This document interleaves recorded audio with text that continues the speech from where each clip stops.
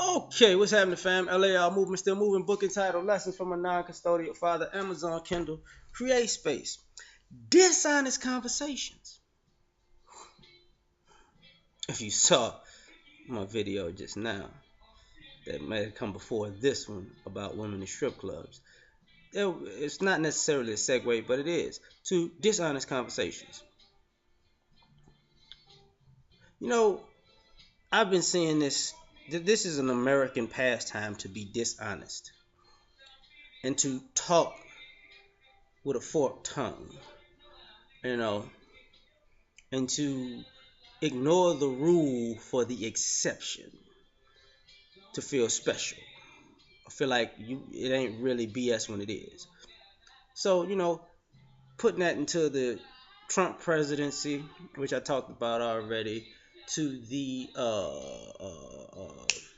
Kaepernick situation, which I like the comment section when I see stuff like that happening, to people's you could go to the rap battles and beefs and music conversation or culture conversations. You can go to the news hypocrisy conversation of how things are covered because you know I think I talked about a little about that with the local and national news on a different video. If you talk about male and female interactions and relationships, it's all under the same umbrella.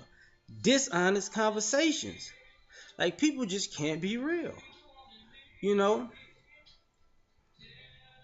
I remember watching The Wire and Slim Charles was talking to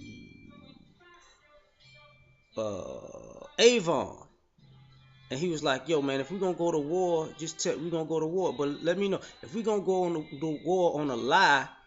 You know, so be it. Just let me know we're going to war on a lie." And that's what people don't want to do. They don't want to admit that they're not keeping it 100 and their motives are suspect. That's part of quote unquote, racism and all that other stuff. Where people are, they have a certain hatred for another person or another group. So you got to make up something. I actually saw something like that with Shaq, with Graham Berzinger, I think. He does like athlete interviews, and I watch his channel from time to time. And Shaq was talking about David Robinson, and he was like, he made up something because he made up a story about David Robinson that wasn't true because he needed some type of animosity to fuel his game against David Robinson. So he made it up for a reason. So he played with that lie for a reason. But after his career was over, he had to go to David Robinson. And was like, yo, I know I put that story out on national TV about you, but that wasn't true. And David Robinson was like, yeah, I know that wasn't true. I know. You know, and Shaq got a laugh out of it. David Robinson had a laugh out of it because you know that's what he needed for his competitive edge. But it wasn't true. It's a dishonest conversation. But the problem is everybody's not going to be cool with putting out negative propaganda on somebody to the world, so you can have a competitive edge in whatever aspect of life you want to have that edge in. There's a you know like I said, I got this book right here about parenting. That's a problem sometimes when one parent talks down about the other parent to the child because it's a dishonest conversation. Because I mean, I've been on the end of that where my own child has been telling me stories about myself that they've heard from their mother that weren't true, and I had to tell them no, and then I could prove it to them like, no, that's not. What are you talking about? Like, I don't even get down like that. And my kid's like, so I've been mad at you this whole time about something that you don't even do. Like I've been acting a fool about stuff that you don't even do, and then and that's a hard struggle for a kid to have because it's a hard thing to say. They've judged their own parent unfairly off of somebody else's dishonest conversation. And just like when you have conversations with people, because like I said, when I have conversations, and I rarely talk to my child's mother because of stuff like that, because that's been a ongoing habit for years. So, uh, and that's the thing about dishonest conversations, what I'm about to get into now. A lot of times, I don't continue having conversations with people who do stuff like that in general because they're looking to pick a fight or draw out information so they could start up something else. You know, that's not. That's not what happened. Look, as an example, like when you talk to somebody and say, that's not what happened. What happened was this, and this. And some of it they may know, and some of it they don't. Then they take the part and they'll, oh, I didn't know that. I didn't know it was like that. I didn't know it was like this. And then what they didn't know, they'll spin that and stab you in the back with that because it's dishonest confirmation, dishonest conversation. And they fishing for stuff. Same thing. A dishonest conversation. I was watching the Young Turks, and there's talk on the stories about the missing girls and the brother that got stabbed in the back by the racist guy, right? And the dishonest conversations about racism in America cracks me up because it's always everybody tries to jump in the argument, like you know, if this guy, like Jink likes to say, if the guy was Muslim, it'd be like a blown up story. You don't have to say if. You can say it happens, but does it happen as much as how many white people you see running around stabbing black people, old elderly black people in the back because they're black, especially black men. Think about that. Are you seeing that happen to Muslims? No. How many Muslims you seeing getting just that are quote unquote of your lineage, getting shot by the police or getting the police called on them and getting killed in two? How many Muslim children are getting killed by the police in 2 seconds? Same thing with Hispanics and stuff like that, and Asians. Same thing, because everybody wants to say they're such an egregious and downtrodden and disrespected group. Same thing with quote unquote Jewish people who are white people. Uh, you know, do these stories happen to them on a frequent basis? No.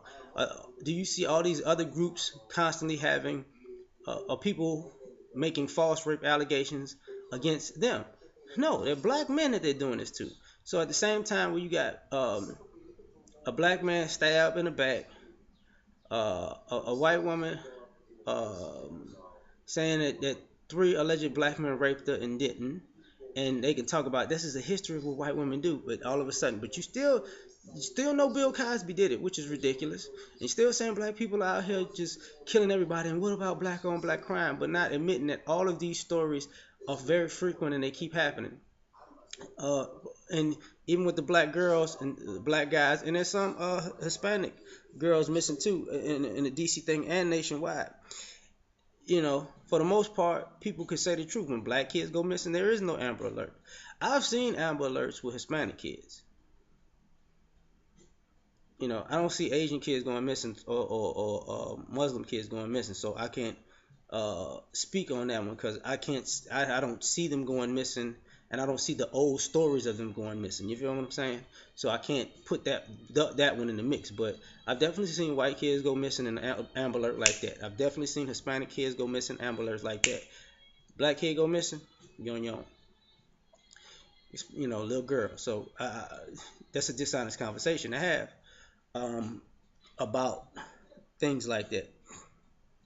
When people call a spade, and everybody's like, nah, not necessarily, because under these circumstances, with the celestial, the celestial movement of the sun against the moon on this particular day, and the way the light refracted on the earth at night, this changed the whole dynamic of a realistic situation. No, no, this ain't Kung Lao. This ain't the Iron Fist and some mythical thing happens every 15 years. We talking about stuff that happen every day, right? This ain't a comic book. This is real life. And people don't want to admit that because they're disingenuous with their conversations. I see even the sisters going at it, even with the colorism thing, right? It's disingenuous. Dark skinned girls saying, "Look, man, this is what happens. This is what happens on a regular basis. Light skinned girls, I get messed with because I'm pretty. No, because I can speak about that. Because my son was taught colorism by his mother, and he was a little disrespectful. Daddy, you're ugly because you're black, and I'm handsome because I'm light. Daddy, I think I'm part white and you're just black. Like, where the hell you get this stuff from? And